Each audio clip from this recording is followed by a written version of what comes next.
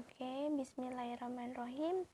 Assalamualaikum warahmatullahi wabarakatuh. Perkenalkan, nama saya Santika dari Pendidikan Manusia Dini. Saya di sini akan menyelesaikan tugas UAS bimbingan konseling. Saya di sini akan berpresentasi tentang masalah pada anak usia dini dan penyelesaiannya. Pengertian anak merupakan makhluk sosial yang membutuhkan pemeliharaan, kasih sayang, dan tempat bagi perkembangannya, serta mempunyai perasaan, pikiran, kehendak sendiri yang kesemuanya itu merupakan totalitas, fiksi, dan sifat-sifat serta struktur yang berlainan pada tiap-tiap fase perkembangan.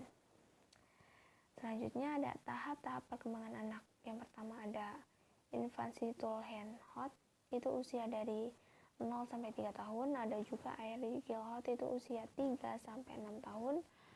Yang terakhir ada middle childhood, itu adalah usia dari 6 sampai 11 tahun. Selanjutnya, faktor mempengaruhi perkembangan anak usia dini, itu ada keluarga, teman, dan sekolah. Nah, yang pertama itu keluarga. Keluarga merupakan tempat pertama kali melakukan fungsi sosialitasnya.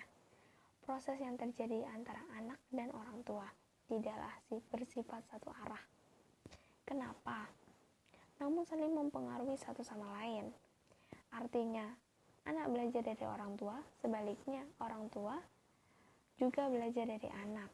Proses sosialisasi yang terjadi dalam keluarga lebih berbentuk sebagai suatu sistem interaksional, bahkan hubungan antara suami dan istri pun akan mempengaruhi perkembangan anak. Hati-hati buat orang tuanya ya. Dan selanjutnya ada teman sebaya. Konteks sosial di luar keluarga pada anak-anak adalah teman sebaya. Pada teman sebaya inilah anak perkembangan informasi dan perbandingan tentang dunia sosialnya. Anak juga belajar tentang prinsip keadilan melalui konflik-konflik yang terjadi dengan teman-temannya pada masa sekolah dasar. Teman sebaya yang dipilih biasanya terkait dengan jenis kelamin. Anak cenderung bermain dengan teman sesama jenis kelaminnya. Dalam pergaulan ini, anak belajar tentang konsep gender antar laki-laki, seringkali mengajarkan perilaku maskulin dan perempuan, juga saling mengajarkan kultur bagaimana menjadi wanita. Nah, selanjutnya ada sekolah. Sekolah merupakan lembaga pendidikan formal yang secara sistematis melaksanakan program bimbingan mengajarkan dan latihan dalam bimbingan, pengajaran, dan latihan dalam rangka membantu anak agar mampu mengembangkan potensinya, baik intelektual, emosional, maupun sosial. Peranan sekolah dalam mengembangkan kepribadian anak adalah sebagai faktor penentu bagi perkembangan kepribadian, baik dalam berpikir, bersikap, ataupun cara berperilaku. Nah, di sini ada masalah yang dihadapi anak dalam perkembangannya. Nah, pada dasarnya seorang anak memiliki 4 masalah yang tampak jelas di mata orang tuanya maupun di sekolahan dalam kehidupan sehari-hari. Itu yang pertama, out of law, tidak taat aturan. Ya, misalnya susah belajar, susah menjalankan perintah. Dan yang kedua ada bad habit, itu kebiasaan jelek. Suka jajan, suka mengejek, suka ngambek, suka marah-marah gak jelas. Dan selanjutnya ada maladjustment, itu adalah penyimpangan perilaku. Yang keempat, post playing deal, itu masa bermainnya tertunda. Nah, penanggulannya masalah anak itu di sini ada respect. Respect itu menghargai anak. Jadi, kita jadi orang tua atau guru, kita harus bisa menghargai anak. Apapun itu, kita gimana caranya bisa menghargai seorang anak. Apalagi anak yang butuh dukungan, bimbingan, apapun yang dilakukan, kita harus saling menghargai. Yang kedua ada rules, penerapan aturan. Yang ketiga, role model itu adalah menjadi contoh bagi anak.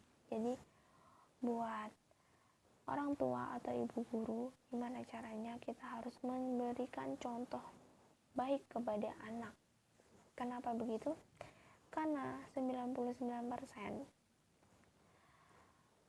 ketika orang tua atau guru kita melakukan yang hal jelek, walaupun kita tanpa menyadari, sedikit demi sedikit dia akan menirunya. Apalagi kalau kesehariannya, keberadaannya sama orang tua.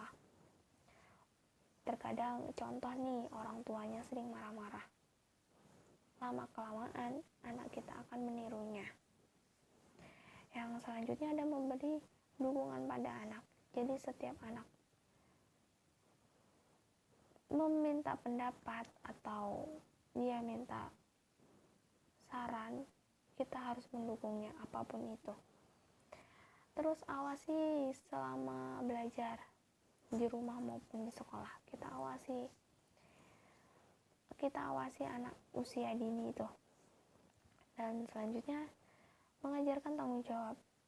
Kita sebagai guru, sebagai orang tua, gimana caranya kita harus mengajarkan anak dari anak usia dini belajar bertanggung jawab dari hal kecil maupun besar. Dan ada juga menjadi teman baik. Kebanyakan guru bisa dianggap menjadi teman baiknya maupun orang tuanya. Terus disiplin, terutama disiplin banget. Dimanapun anak harus diterapkan disiplin, mau di rumah atau lagi main sama temennya atau masih di dalam sekolahan, di luar sekolahan, gimana caranya disiplin itu harus dipakai dimanapun dan dimana saja. Dan ada menjaga kesehatan anak. Ya gimana pun caranya kita harus menjaga kesehatan anak. Terus orang tua harus bekerja sama dengan guru. Jadinya ketika anak di dalam sekolah, orang tua tidak mungkin kan setiap hari kita pantau, kita temenin setiap hari, tidak. Pelan-pelan pun orang tua harus meninggalkan ketika anak sedang berada di sekolahan. Kita pantau jarak jauh dengan saling kontak sama guru. Apa perkembangan anak saya yang sekarang selama di sekolahan. Nah, mungkin itu saja presentasi dari saya. Apabila ada kata salah, saya mohon maaf sebesar-besarnya. Saya akhiri. Wassalamualaikum warahmatullahi wabarakatuh.